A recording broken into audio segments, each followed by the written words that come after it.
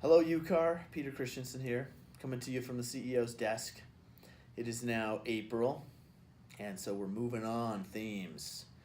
So this month's theme, we're gonna go through some forms. We're gonna focus on some of the addenda, and just gonna there's a lot of them. So I'm just gonna pick my favorites or ones that I think are problematic and need more explanation.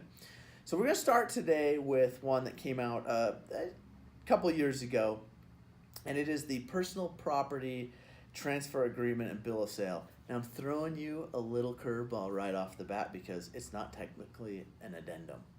It is actually an independent form from the REPC. Why? Well, because it is a separate transaction of sorts, because you have the REPC dealing with all the real property, and then you have some personal property that's being transferred on the side, along with the REPC, all out in the open. That's the way it's got to be to keep compliant with lenders. So how does this work? Well, you have that section 2 in the REPC, included items, and you can throw in, if it's just a couple things, throw it in there. If there's more to it, you have a big list of things, then you're going to want to use this personal property transfer agreement.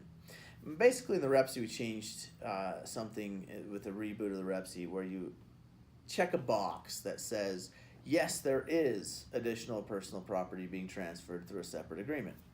That's what you put in there. And then you have to have your separate agreement. Now, how it works is that's to notify any underwriter, any lender, that yeah, there is personal property going along with this transaction. If you want to know more, you can ask for these agreements, and we agreed to provide them. But that's how we're indicating it in the REPC. So let's talk about that form or this agreement a little bit. I mean, first thing you do is in section 2, you can, again, there's a blank for if you just want to write out a few things.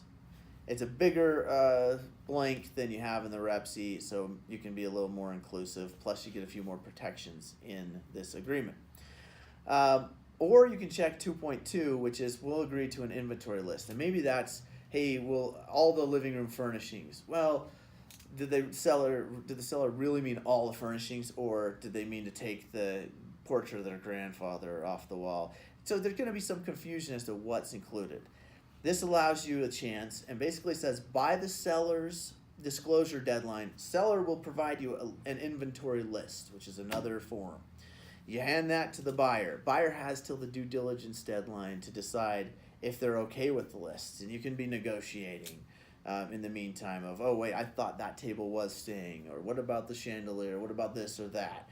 And you can go back and get that list finalized by the due diligence deadline. Otherwise, buyer can cancel. Hey, I thought I was getting more out of this deal. I thought more of the furniture was included. I want to back out now.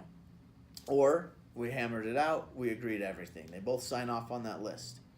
But they have to come to an agreement before that due diligence deadline. So another important part in this form is that it says the purchase price of the items. It acknowledges, yeah, they have value. There's some value to them, but we are not assigning a value to them. We're not even pretending to evaluate these items. We're just going to simply leave them there for convenience of the parties and not even going to guess at the value. And then a really important section is section 5 that says lender review and approval. It basically lists out a bunch of items saying, buyer beware that your lender may want to see what's going on here, and we agree to provide it, and this is all transparent, and lender may want you to get a valuation of all those items, get an appraisal of the items. Buyer may reduce the amount they're willing to lend based off of this. Buyer's lender.